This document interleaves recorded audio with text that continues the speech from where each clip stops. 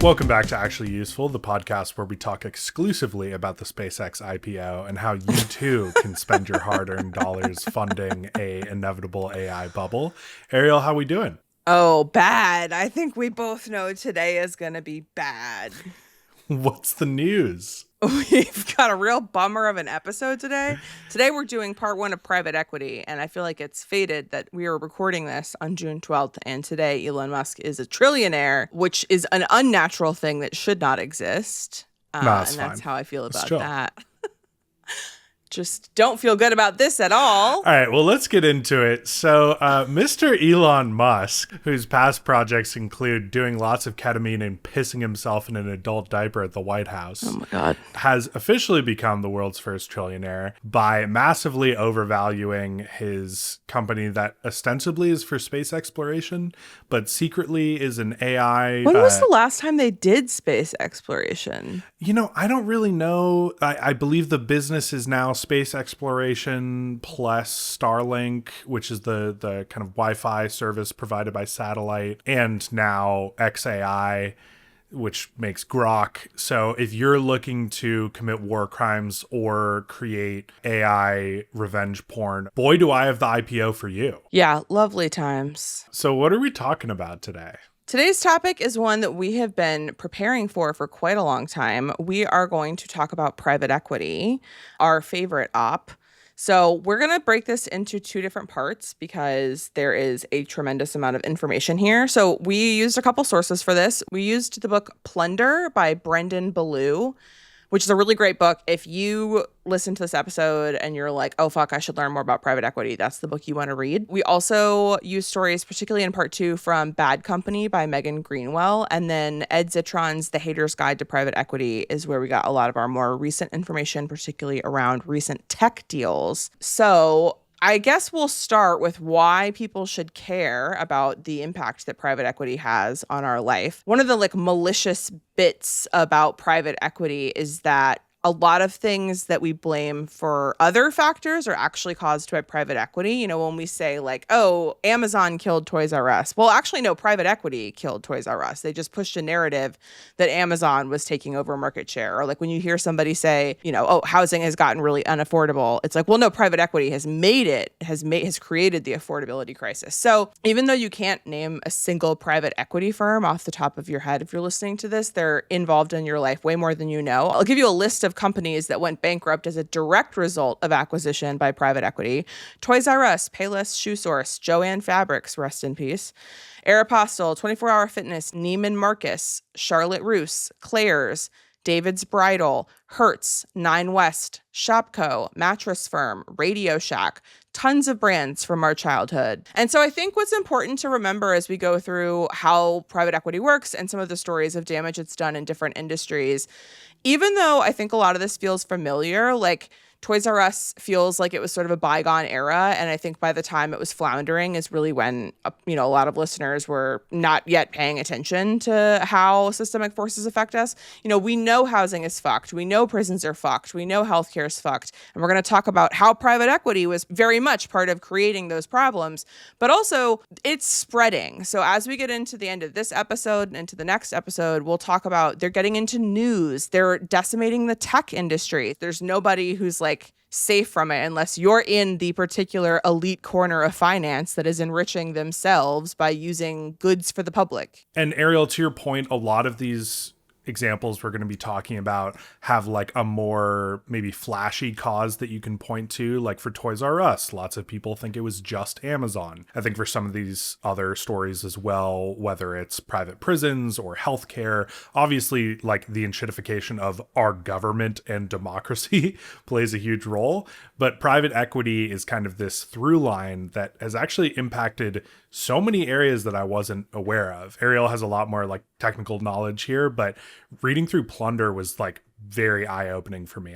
I super recommend that book because even for someone who doesn't have a technical background, the sheer scale of fuckery that these companies get up to is like very frightening. And also, like, to your point, the government is the systemic force that is creating a lot of this inequality.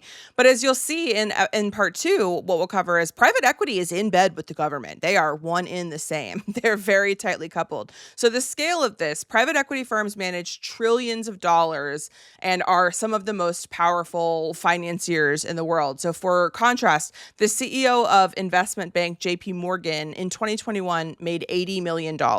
That same year, the CEO of the private equity firm Blackstone made $1 billion. So the scale is not the same. Also, you can assume that pretty much every person that we're going to talk about today has been to Epstein's Island because all his clients were private equity finance guys. Allegedly. Yeah, sure. In 2021, which was an extremely favorable year for private equity because the pandemic era lowered interest rates, also benefited huge corporations. Private equity spent $1.2 trillion on acquisitions, which was 1/20th of the country's entire gross domestic product. And lastly, there's just truly a revolving door between the government and private equity. The Carlyle Group had Bush Sr., former UK Prime Minister John Major, former Secretary of State, White House Budget Chief, multiple FCC chairman, SEC chairman. Blackstone has former Fed Chair Kevin Warsh, former Israel ambassador, former Commerce Secretary. And the chairman of KKR's Global Institute is literally the former head of the CIA and was a general in Iraq and Afghanistan. So this stuff goes very deep into the heart of our democracy. So, Era, how does private equity work? So private equity works by essentially flipping companies for profit. So just like you would think about a house flipper, they take businesses that they think that they can get at low cost, often businesses in distress, although not always, and they try to extract as much value as possible out of them as quickly as they can. They typically work on 7 to 10 year timelines where they're trying to get a 10x profit extraction out of acquiring these companies. One thing that's different between venture capital and private equity, venture capital is typically what invests in startups. Private equity goes for mature businesses that already have a big employee base, they already own real estate, they already have a customer base, manufacturing relationships, whatever. And so they often will pick companies that are starting to flail financially or have made bad financial decisions. The important thing to understand is that private equity is not selling strategic investment. They're not selling specialized business expertise. They don't offer the business really anything. Their job is to flip the business and extract value as quickly as possible in whatever way they have to. So their product is financial engineering. Private equity is a short-term, high-risk, low-consequence business model. So what they do in order to acquire a business, a private equity firm gets money from 3 sources. A small percentage of funds, typically 2%, does come from the private equity firm's actual balance sheet. A good chunk of additional investment comes from the private equities firm's investors, which is mostly pension funds, private wealth funds, insurance funds, and then they use those assets as leverage to get more money from banks and other lenders. Now, what's important to understand is that the banks that lend them the bulk of their cash are the banks that everything else rests upon. They're the same banks that we use for consumer credit, for our own loans, for our own investments, whatever. In 2023, 14%, which is $300 billion, of large banks' total loan commitments went to private equity and private credit, plus an additional $340 billion in unused but committed cash. And what we will explain today, and we know for a fact, given the information we have now, is that private equity is a bullshit industry that has no regulation and is making up numbers. And so for context on how big of a risk that is, in 2007, right before the housing crisis caused the 2008 financial crash, $700 billion was in leveraged loans. So even though they were different financial levers, ultimately, that was $700 billion that was impossible to call in. We're going to try to say that private equity is impossible to call in. It's not real money. It's theoretical money. So it takes about $700 billion to crash the economy, and private equity has about $640 billion underneath it. So take of that what you will. And in case you missed it, pensions and 401ks are funding this. So you are invested in private equity without your consent. Yes. Some examples, the California State Teachers Retirement System, the Teachers Retirement System of Louisiana, the State of Wisconsin's Investment Board, and the Employees Retirement System of the state of Hawaii, just to name a few. Pretty much if you have money in a retirement account, you are invested in PE. The last thing I'll say before we get into examples is that the private equity firm, we said it's a low consequence business. It is structured in such a way that it basically can insulate itself from any liability or consequences, even when they fail. So the private equity firm, when it takes on a new company, it creates a legally separate fund that insulates the broader firm and its assets from liability. So that legally distinct fund then becomes the sole owner of a business in distress, and they get to do all their financial engineering in the 7 to 10 year lifespan that they're expecting to own that business. So some of that financial engineering, they're entitled to 2% of all profits, regardless of how well the business is doing. They do egregious management and transaction fees. Like when they charge you a fee, they also charge you a transaction fee for the privilege of paying them a fee. They'll merge a bunch of independent businesses together into one megacorp, or they'll force you to use a distributor that they also own. They do all kinds of the operational efficiencies like layoffs, production shortcuts, higher prices, etc. And all of this is important because if the business fails, this is the craziest part of private equity, the debt is not on the private equity firm, it's on that legally separate trust, which goes then to the business. So the business owes back debt. So basically, if the business fails as a result of the choices that private equity made when it owned it, the acquired business at the end of the private equity lifespan, when they say, actually, we don't want to invest in this anymore, it's the acquired business that is now on the hook, which is why often these stories end in bankruptcy, and they end in things like if that store had a pension for its workers, that will get drained. If it had any type of benefits, if it had remaining people on healthcare, that will get drained. This is where I really wish we had Margot Robbie in a bathtub sexily explaining complex financial legalese, because that was pretty much the only way to get through that in The Big Short. And, well, we're going to do our best. So let's talk about something really sexy here, the leveraged buyout. Ariel, kick us off with the story of Toys R Us. So Toys R Us is the most famous example of the damage that private equity acquisition can do. If you read like a single paragraph about private equity being bad, it's almost certainly going to have a reference to Toys R Us. I want to give you a little context for how Toys R Us was started, because I think part of the point is that private equity is bleeding out a lot of the charm of businesses that used to be part of the community. So Toys R Us opened in 1957. After World War II, its founder, Charles Lazarus, noticed that men were all marrying their girlfriends, buying a house, and having babies. So he saw the baby boom coming before it actually arrived, and he decided to open a baby goods store. His father was a store owner. He always wanted to be a store owner. At first, he mostly sold care necessities, cribs, bottles, blankets, whatever. But the objective was to make it a one-stop shop for baby needs. A lot of the shopping for household goods, baby items were happening at department stores. And there was not at the time a huge market on toys. They were sort of like end caps in department stores at the time. But as people started to get more disposable income, it was a very prosperous time. People were having all these babies, and toys became a more common thing to have for children. Charles Lazarus saw a gap in the market, and he decided to pivot into toys. They did continue to carry a number of like baby care items at Toys R Us, but Toys R Us was a great place to work. It was innovative in its store design. It was very generous with its employees. It valued its customers, and Charles Lazarus made a number of like ruthlessly strategic moves from a business standpoint that made his business do quite well and was able to provide for its employees and its customers. And then private equity came in. So cut to 2005, and Toys R Us is bought by a consortium of private equity firms with KKR at the helm. And to really illustrate the pattern we're going to be talking about here, where these private equity firms are essentially just vampires that suck out capital from companies and then let the decaying husk go bankrupt. Toys R Us was around for 50 years before being purchased by PE, and in a little over a decade, it goes bankrupt. There's going to be two terms that come up. One is a leveraged buyout, and the other is a sale leaseback. And I swear to God, they make this shit sound as boring as possible so that no one really takes the time to learn about it. Yes. But these things are fucking over like all sorts of areas in our lives. So what a leveraged buyout is basically a private equity firm wants to buy a company, but they don't want to be fully on the hook for the cost. So they'll put up a portion of it. But the rest of the billions of dollars, they simply borrow. And so in the case of KKR with this leveraged buyout of Toys R Us, they put up around a couple billion and then they borrow the remainder to get up to $6 billion.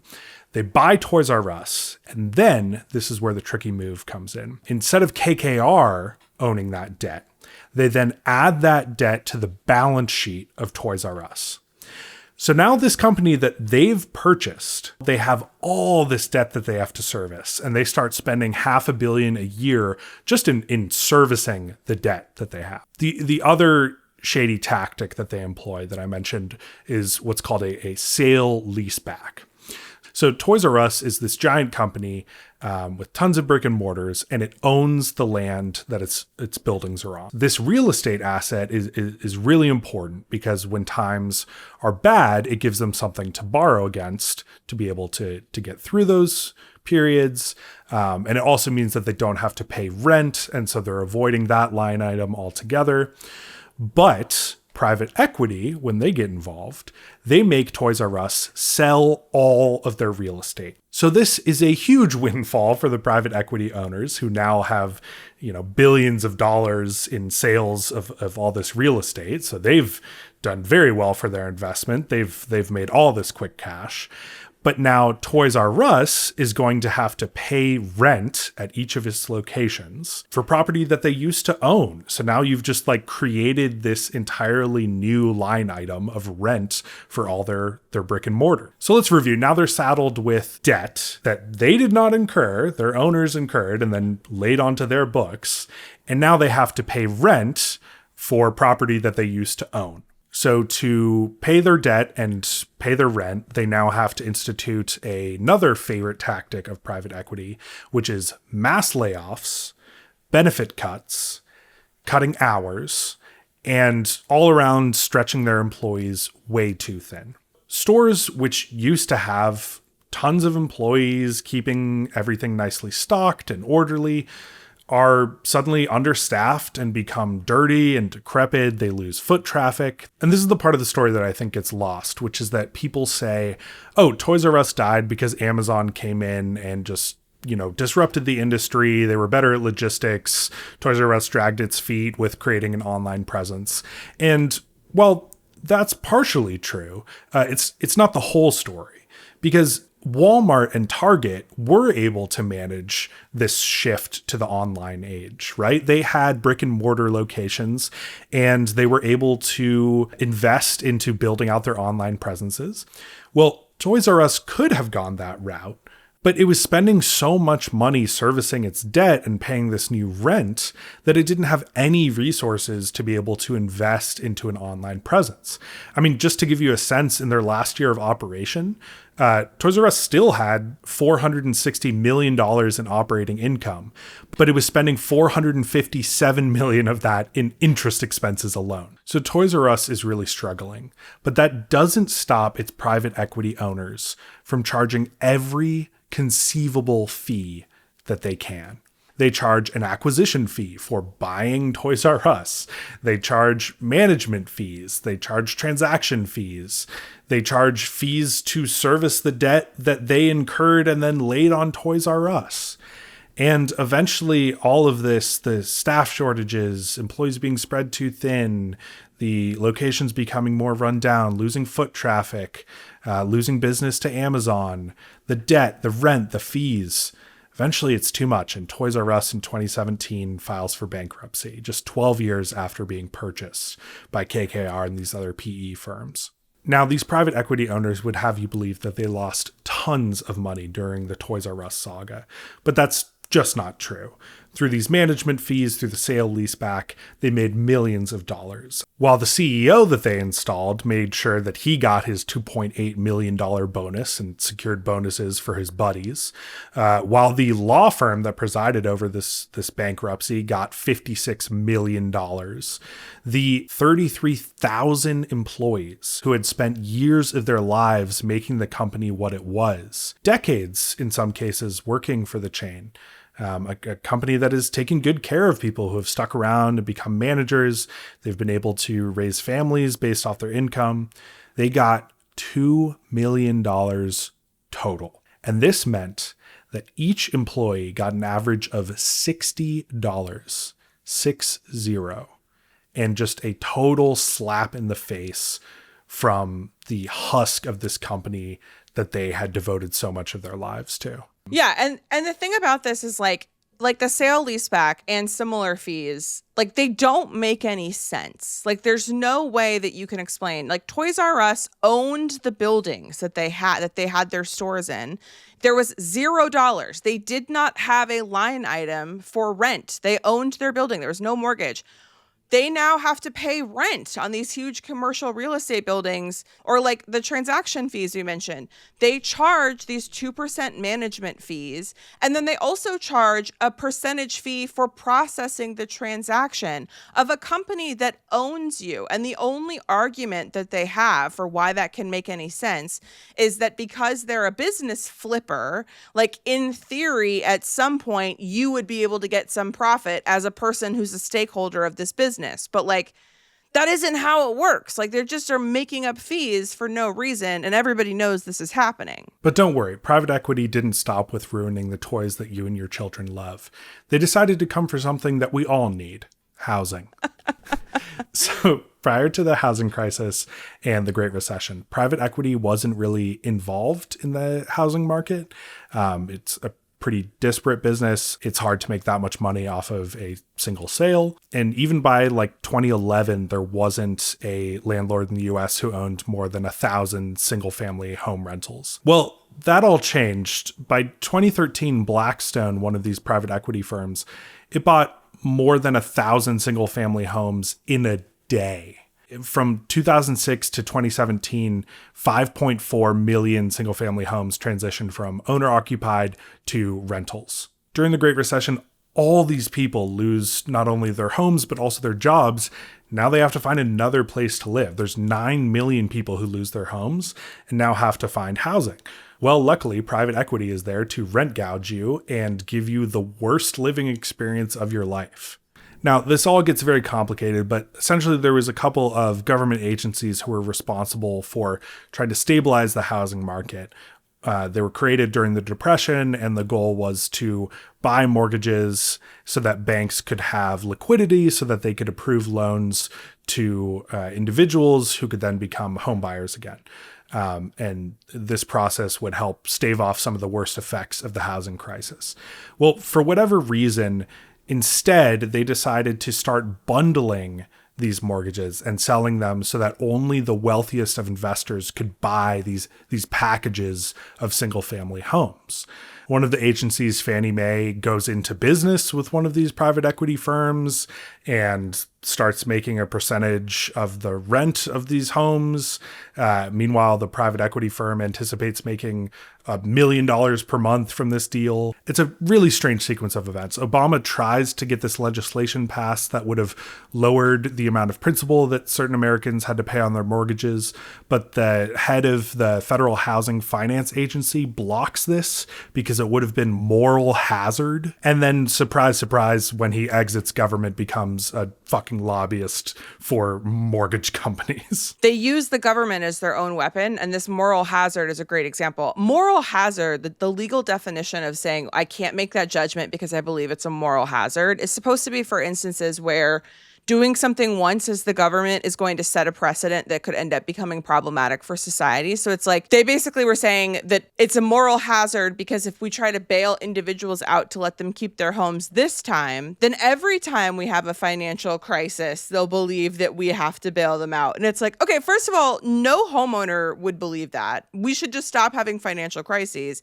And second of all, the only reason we have financial crises is that you guys keep doing those moral hazards to the businesses. Like the businesses absolutely are believing that they can just keep getting bailed out by the government. I mean, spoiler alert, but that's like literally what's happening with AI is that superscalers are like, well, I mean, there's no way I'll like actually get fucked over because if this goes belly up, like the government's going to come in because AI is now too big to fail. So too big to fail. We're seeing tons of examples of this play out in other areas as well. Yeah. And so with the housing, when private equity owns these mega conglomerates of thousands of housing, so a lot of times these will be like 1,200 rentals in a single property. They're very cookie cutter and quality of life is bad in these houses a lot of the time. We've talked about they have financial engineering to try to extract as much money as possible from the financial setups of these deals to begin with. And people sign them away because everybody who's involved in making the decision is going to, as an individual, get extremely rich off of that. But they're going to bleed essentially major financial institutions. They're going to bleed the companies that they're acquiring, and they're going to bleed, in the case of housing, the people who live in these houses. So they do this in a couple ways. They do this, one, by extracting incredible exorbitant fees for the privilege of living in your shithole private equity apartment. There's convenience fees for any given thing. Any change they make requires a convenience fee. Maintenance fees, pet fees are exorbitant. There's utility fees that you don't control, landscaping fees. None of these things you can negotiate or have any rationale. I live in a rent stabilized apartment. And I just got a notice from the city itself that my rent is going to go up $24 because they're changing the elevator. And there's a whole 3-page explanation of why they believe that $24 is an appropriate amount to add to my rent for the privilege of having a new elevator. And I'm like, cool, that's fine. You don't get to do that in private equity because private equity owned rental properties are exempt from rent control. So they end up preying on the most vulnerable people who don't have anywhere to live except these shitty places. They extract money in exorbitant fees, and they extract money by taking incredible shortcuts. There are so many stories of people having real health hazards from private equity owned rental properties that are filled with mold, roaches, rats, mice, fleas, bed bugs. There's this one story that's just fucking horrible. There's this homeowner in Florida. She discovers black mold in her home that's private equity owned that she's renting. She has it tested. Turns out it was black mold. She gets the private equity company to send out someone who tests the site, and then they block the test results from being released and just tell her it's not black mold. Meanwhile, she's getting rashes and breathing problems, her son as well. She pays for an independent test, another one, and they find completely toxic levels of mold. The son has a fucking seizure, and the doctor says it's literally caused by toxic mold exposure.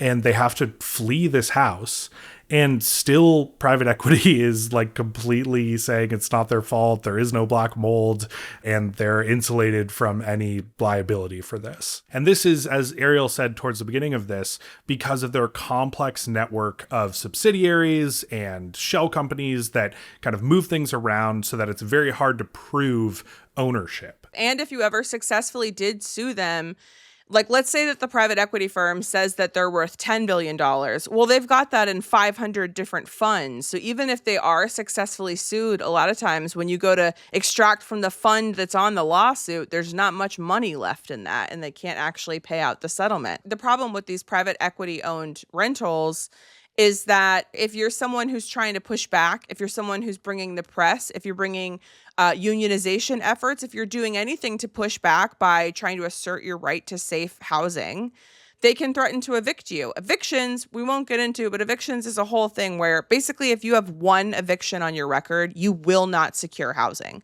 So they end up preying on the most vulnerable people who either have to shut up and put up with the unsafe living conditions that they're subjected to, or they risk not being able to find even shitty housing because they have an eviction on their record.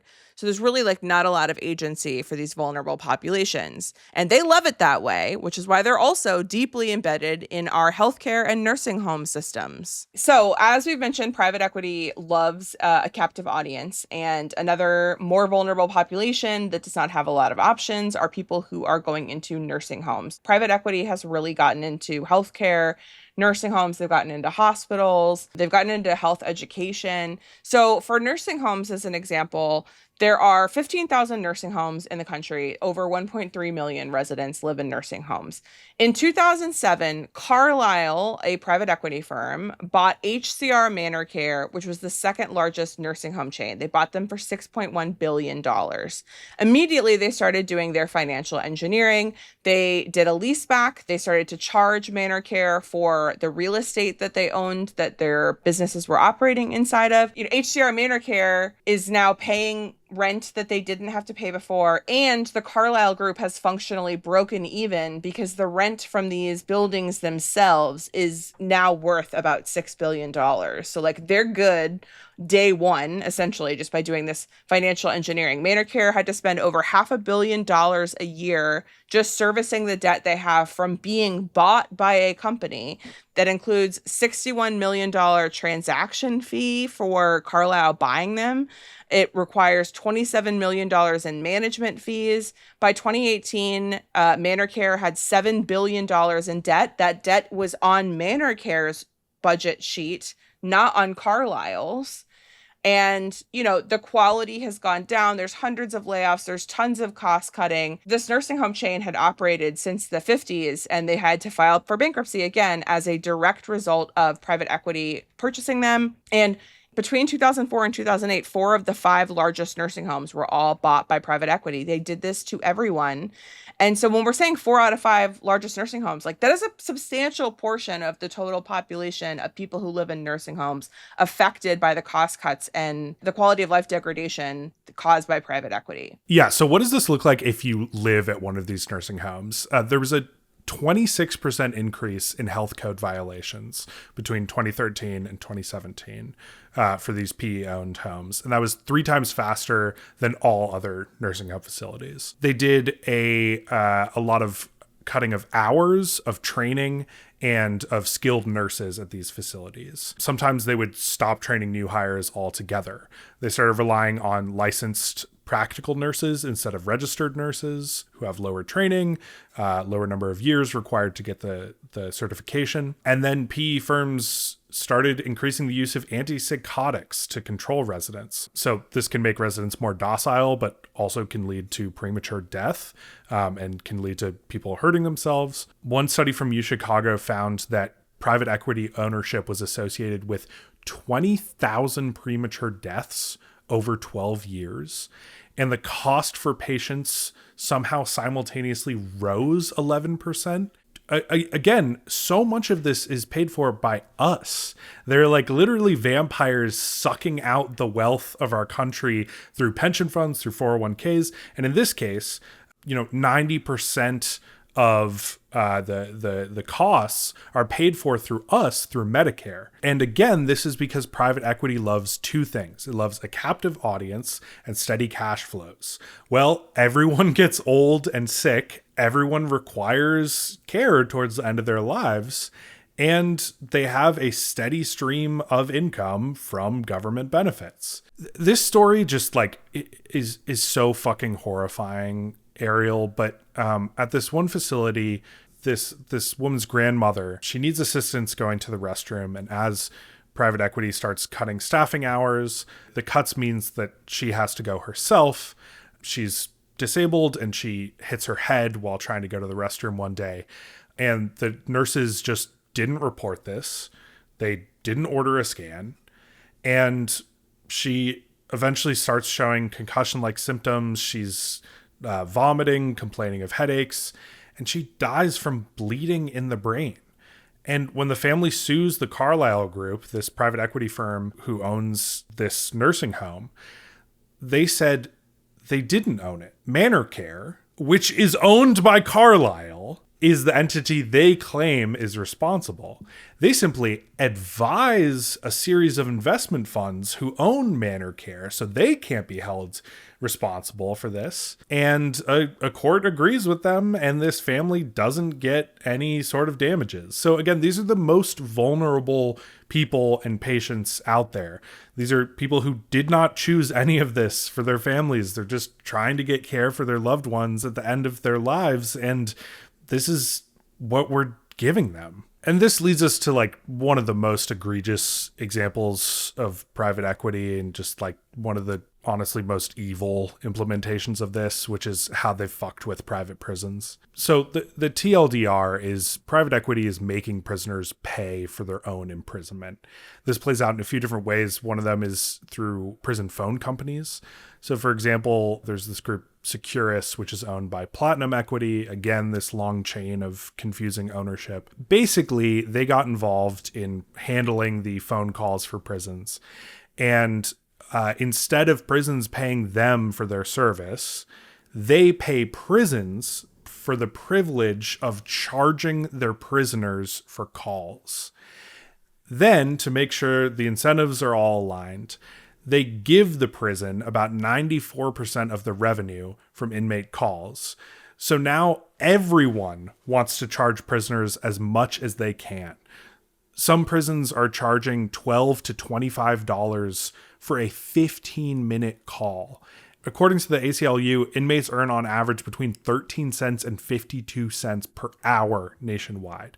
So this is literally like days of labor to be able to afford the right to speak with your family for 15 minutes. The author of Plunder cites a statistic that a third of families who are affected by this private equity phone calling system have had to go into a debt to be able to afford these calls. And the reason it's been so hard to push against them is because PE then gets sheriff's departments to support them, rally against reform, and say that people's taxes will go up, or that they're not backing the blue if they go against this. This is another example of this just insane revolving door where Obama's FCC had tried to limit these calls to 25 cents a minute. Then as soon as Trump is elected, Ajit Pai, who we could do a whole episode about, becomes the chair of the FCC, lets this regulation die, and then leaves and becomes a partner at Searchlight Capital, which is another fucking private equity firm. Another thing prisons have done is completely enshittified the food provided to prisoners. An example's in Michigan, where the government privatized prison food through this company called Trinity, which is a subsidiary of TKC, which is a holding company of HIG. They make this shit so fucking complicated, but just Trinity is owned through a series of confusing deals by a private equity firm. They have been found to serve food with maggots, black and green mold, crunchy dirt, not even enough food or calories to meet the federally mandated minimum. These companies are then paid by the prison population that they're serving, not the number of meals served. So even if the prisoners can't eat the food, they still get paid. One Atlanta inmate regularly ate toothpaste and toilet paper to stave off hunger pangs. And then a sister company of Trinity in the same portfolio of private equity owns the commissaries that prisoner can buy food at when they're hungry. So now they want to serve shitty food to make people not eat it, so that they spend their money on the commissary food that they also make money from. So the whole system is just incredibly perverse. Then if the food makes them sick, well, private equity now owns private healthcare companies who are getting all these contracts to provide healthcare to prisons. Again, they're paid a flat rate to provide these services for a prison. So they have every incentive to keep costs and treatment low. Honestly, this was like one of the grisliest parts of our research, but just suffice to say that like people are dying of curable diseases, routine infections, basic health care that they're not receiving. And one prisoner was accused of faking heart attack symptoms, who then died of a heart attack. Another man had literal cancer and was refused treatment. And because of a lot of other issues with prisons that we talk about on this show, we just don't care about prisoners. And so this issue has not gotten like any attention. And then if you think it's over when you're released, you would be wrong. There's this new trend of prison release cards where if you are arrested with a certain amount of cash on you or to handle the wages, the meager wages that you earn doing labor at the prison, you are then given a debit card that is created and managed by a private equity company that holds the money that you came in with and has loads of weekly maintenance fees, activity fees, inactivity fees, fees to close the account, fees to request money, to replace the card. And so even once you have been abused by this system and are finally released back into society, the problems follow you. Okay, so we've talked about how private equity loves to prey on vulnerable populations. Obviously, you can't really get much more vulnerable in this country than being incarcerated. However, a theme that I would like to underscore is that because private equity has really contributed, been a huge contributor to inequity in this country, and private equity's relationship with the government, and the fact that private equity's incentives are driving government incentives, and then private equity is pillaging public services. All of that is to say, if you are sitting here being like, wow, that's probably so bad for everyone affected. Thank God I'm a white collar worker. I got bad news for you. So we've said this before, but like the analogy is if Amazon can make their drivers pee in water bottles, there's no reason that they can't make their software engineers pee in water bottles because they're chained to their desk all day. So private equity seems to be moving with where the vulnerability is. They have moved into tech, so they know that tech workers have less agency every single day. SaaS is a particularly attractive target for private equity and private credit, which is an equally fucked up other branch of financial engineering that's in bed with private equity. From 2015 to 2025, more than 1,900 software companies were taken over by private equity, totaling more than $440 billion.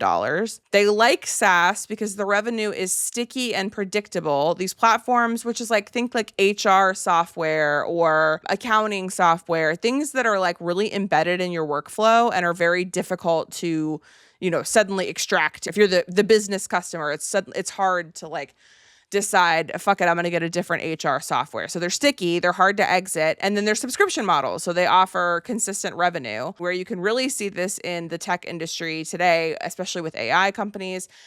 There is no relationship between how private equity firms value their companies and how much money the companies are actually likely to generate. They use this metric called internal rate of return, which is a completely made up metric that has no regulation and no oversight. So these companies all the time are asserting value of things that have no guarantor. They're assigning value that doesn't mean anything. So because there's very little relationship between what private equity says a company they own is worth and what it could actually generate for somebody who wants to buy it, there's this growing phenomenon of zombie companies, which are companies that aren't growing and are generating barely enough cash to pay back their debt. They're not attractive to buyers, even when they're discounted. And so if nobody buys these companies, that company is not and never will be a cash asset. It only has theoretical value. If I say that my car is worth $7 billion and therefore I am worth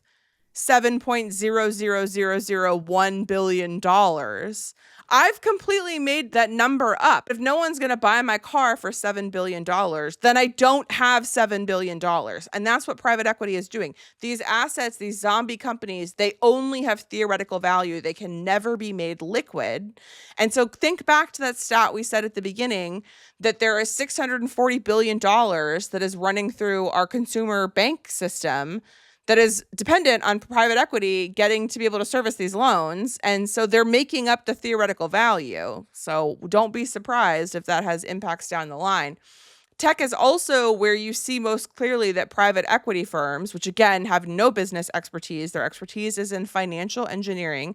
That's where you see that they're not actually effective at generating returns on investment. When you ask, why do people even want to do private equity? Again, the only reason is that about 10 people become extremely rich. But the reason that they say they do it is because they're a company flipper. They say, if you let us extract value, we're going to end up 10xing the value of your company and you can get more money on your rate of return. So that's why pension funds, 401ks, like those fund managers are willingly buying into private equity. Like when Josh and I say, hey, if you have a 401k, you are bought into private equity. We know you didn't make that choice, but these investment managers are making that choice, and they're doing it because private equity has continued to say that they have a better rate of return than the stock market would. Well, that's not fucking true, okay? Between 2022 and 2025, private equity averaged a 5.7 rate of return. During that same period, the S&P 500 generated 11.6% annualized returns. So, like, why would you even want your money in private equity? Also, really important to know, the largest leveraged buyout of all time is currently happening. It is led by Jared Kushner, everybody's favorite first son-in-law. It is a $55 billion acquisition of Electronic Arts, the game company, by private equity firms Silver Lake and Affinity Partners. Affinity Partners is Jared Kushner's firm. Those are both private equity. And then the Sovereign Wealth Fund of Saudi Arabia. Remember when we said that there's 3 places they get money from? They have a little bit that they put up themselves. They have then their investors that are going to go in, and then they have a bank on the hook to be like, sure, we'll take your leverage and we'll finish the rest of the cash. JP Morgan Chase has committed $20 billion in debt financing as that third piece. Let me tell you an example of a new financial engineering innovation that they're going to pull off. Well, they're going to execute. Whether it works successfully or not, we'll have to see. But to do a $55 billion acquisition, this is what they're doing. So the PE firms, Affinity Partners and Silver Lake, they organized this deal so that they borrowed money from investors to do this record-breakingly huge deal. They borrowed money from the banks, pension funds, insurance companies, financial institutions that also probably have your money in them. Okay. Separately, the private equity firms then set up a new trust called, I don't know, Special Treasury Bond Trust Account for us. They're a little special thing. Sorry, that's bad. I don't know why I said it that way. I'm keeping that in. Separately, the private equity firms then set up a new separate trust to buy U.S. Treasury bonds. U.S. Treasury bonds are very stable because they're backed by the U.S. government, whatever the fuck that's worth. And they're very liquid because they're functionally cash. You can trade them in at any time. If you keep them until they mature all the way, you'll get the most value, but they are money even on the day that you buy them. They're liquid. The new trust with the Treasury bonds that the private equity firms acquiring EA created, that trust is going to start collecting interest from the Treasury bonds. Now the private equity firms that owns Electronic Arts can use the money that is collecting interest on their U.S. Treasury bonds, point A, to pay the interest on the loans that they got from their investors that they owe some amount of. They can't just say, we'll pay you in 10 years. They have to pay interest on it. What they're doing to get this $55 billion deal done is basically setting it up so that the interest is getting paid directly from the U.S. Treasury bonds. It's not even going through Electronic Arts. Them paying their interest on these loans is not related in any way to Electronic Arts' ability to continue operating, whether it's at a profit or a loss. It's just Treasury bonds. I'd be pretty pissed if I were that pension fund personally, because that means that the private equity firms are paying back their loan at 73 cents on the dollar. Because if today you pay interest in Treasury bonds, they could say, well, yeah, I'm only giving you 73 cents, but it's going to be worth $1 one day, because that's how bonds work. That's how Treasury bonds work. Literally trust me, bro. Literally trust me, bro. Okay. And then if for whatever reason the private equity firm is like, actually, I want access to that Treasury money, you know that they could like buy it in a different fund. They could buy from their other fund for 73 cents on the dollar or whatever they paid for it, because they're making up their own fucking rules. And then they use our laws and our government and our courts to continue to be their weapons by which they pillage working people. They pillage your retirement accounts, your houses, your hospitals, your healthcare, everything you need to function as society. Private equity is saying, we're going to put our guys in, we're going to get the legislation to work out so that we can take money from those services. And then when it's done, we can go be in charge of the services so that my friends that I worked with in private equity can keep getting more money and we can keep going back and forth forever. And we'll be covering more of that in part 2. But should we do a palate cleanser first? Absolutely. Okay, instead of going Falcon mode, we are instead going to tell you a really, really silly story as a palate cleanser after a very long bummer episode. The story is from 404 Media. It's about a very silly pattern that is currently happening in the LLMs, which I think is silly. I guess maybe it's scary. Who knows? It's silly until it's scary. Yeah, it's silly until it's scary. It's silly right now because right now there's like no real consequence. And I'm not the kind of person who would just ask an LLM to tell me a story because I've got a brain. But basically, if you ask an AI chatbot, it doesn't matter if it's Claude, ChatGPT, DeepSeek, Gemini, Grok, whatever, they all do this. If you ask an AI chatbot to just like tell you a story, if you give it a prompt that is vague enough that it has to like create its own character, there is a good chance that it's going to tell you a story about a guy named Elias Thorne. They like this guy. So in responses to the prompt, tell me a story, 88% of the time, all of these LLMs will tell you a story about Elias Thorne. And in the stories, he is either, without fail, a clockmaker, a lighthouse keeper, a librarian, or some other similarly like whimsical job where he probably wears like a wool knit cardigan. There are peer-reviewed journals, like they're trying to figure out why the fuck this is a thing, and Elias Thorne keeps showing up. It's enough that he's an author on Amazon. He's like screwing with like book merchandise because there's all these AI-generated slop books showing up on Amazon, either written by Elias Thorne or featuring character Elias Thorne.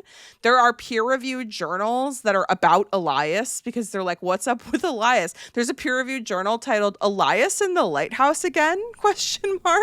Because they're trying to study it. I'm not even trying to like do this for the show, but I just asked ChatGPT to tell me a story, and it's about a dude named Eli who's a locksmith. Yeah, dude. I'm not. This isn't like scripted. I like literally just did this. Yeah, try it. You can try it listening to this. So their best reason, and it's honestly not that mysterious. I mean, it's funny that it does this and that we know this, but it's not that mysterious.